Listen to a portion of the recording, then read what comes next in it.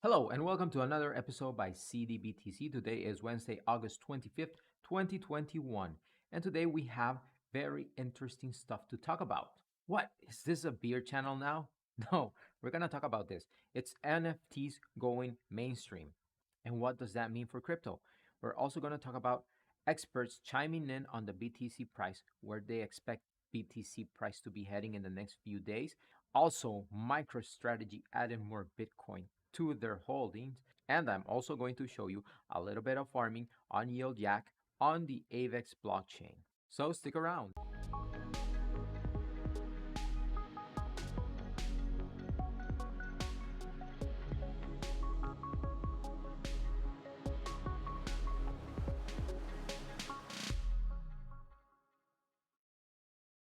We woke up today to see Budweiser's new Twitter icon.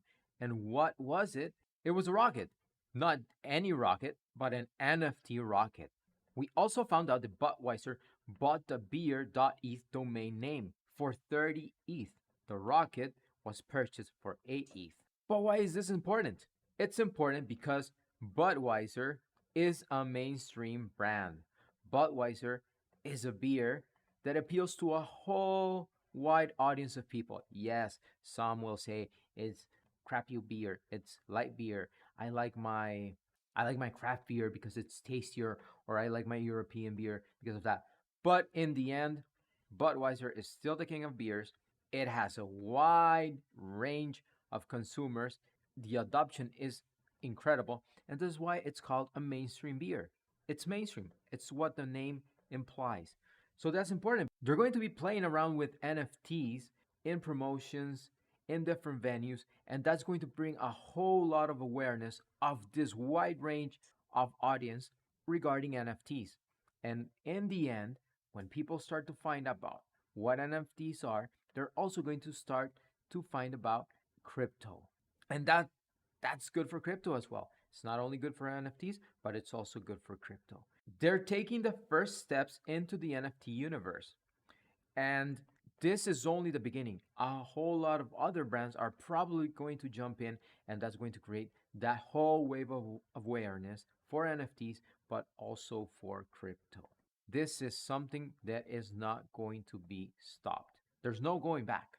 In 2017, we had doubts. Is crypto going to survive? There's no doubt in my mind anymore that this is the future. It's definitely the future. But what about Bitcoin? Where is Bitcoin in terms of price? I'm going to share the opinion of some crypto experts. They're talking about how the price of Bitcoin is right now struggling a bit and how we should be careful and expect a pullback. So, you know, John Bollinger, he is the creator of the Bollinger Bands, famous Bollinger Bands, and he's warning Bitcoin bulls because he's seen the Bitcoin price struggle at $50,000. We're at the top of the Bollinger Bands, and he's expecting a pull down, a correction. That is also in line with what Scott Melker tells us. Scott Melker is the author of the Wolf Den newsletter, and he expects Bitcoin to fall towards $41,000, $42,000 range in the coming sessions.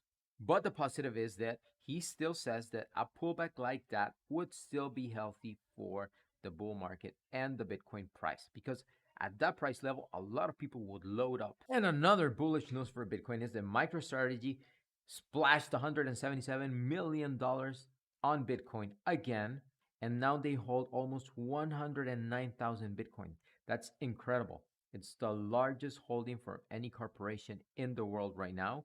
It's valued at $5.3 billion at Bitcoin's current price. The average price of those Michael Saylor holdings or MicroStrategy holdings is $26,769. So as long as the Bitcoin price doesn't go below that, MicroStrategy is in the green. It's not all unicorns and rainbows. Tesla reported a 23 million impairment loss on its Bitcoin holdings due to the fact that the price came down all the way from $60,000 to $30,000. So that means Tesla bought a little bit over that price. Not that much. It's only $23 million. A small price to pay for Elon Musk's tweeting frenzy creating havoc on the markets. Before we go on to AVEX, I'm going to show you Bitcoin in my opinion. We can see that we have this area of resistance just starting at around $50,000.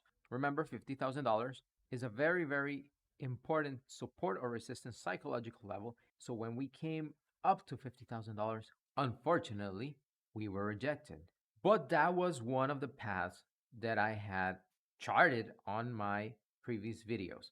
So we could see that Bitcoin was going to come up and test $50,000, be rejected, and then gather strength and continue onto the upside. Fortunately, we didn't follow this path, which took us down to $39,000, even though we're still not in the clear. What are the key things to watch in Bitcoin? First, we have to hold this diagonal support line, okay? So we've been holding it from August 20th. We tested it on August 5th. We retested it on August 19th, and we just retested it today on August 25th. So the key thing is that Bitcoin does not break down from this diagonal support line, okay? So that's first thing to watch. The second thing to watch is the $50,000 resistance. Are we gonna push through above it? Whatever side Bitcoin picks, that's the direction we're gonna be going. If we break out of this, we're probably going to come down to between $40,000 and $42,000. So what am I gonna do? I'm just gonna shift this like this, okay? So this is what I could expect Bitcoin to do. Either fall out of this diagonal channel to between $42,000 and $40,000, or bounce up here and try again for $50,000, okay? So far on the other side, you can see that we're building a bullish looking pennant, clear tops and clear bottoms. Right now, we're bouncing here at the bottom.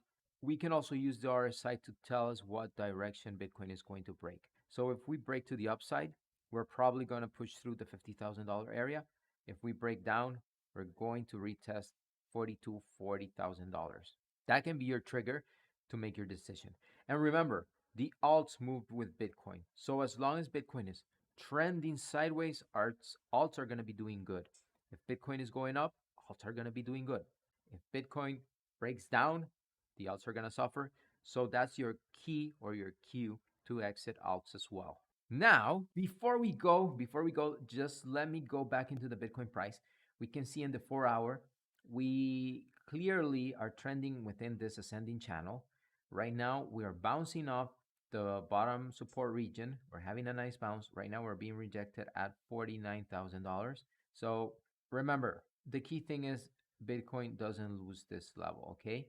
And there's something I was checking out.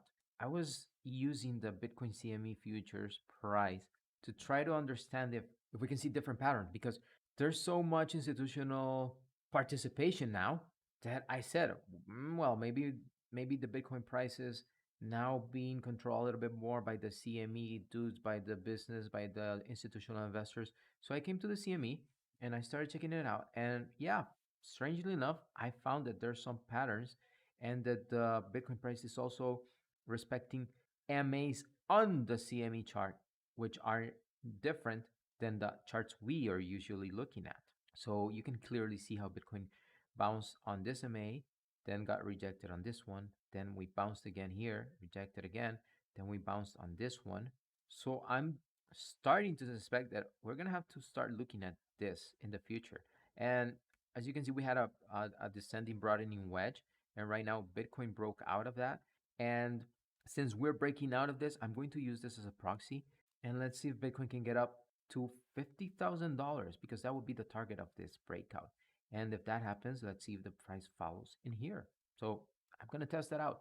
I'll share my findings with you guys. So if you enjoyed this episode, don't forget to like, comment, and subscribe. Share it with your friends as well, okay? I hope you enjoy and have a great day.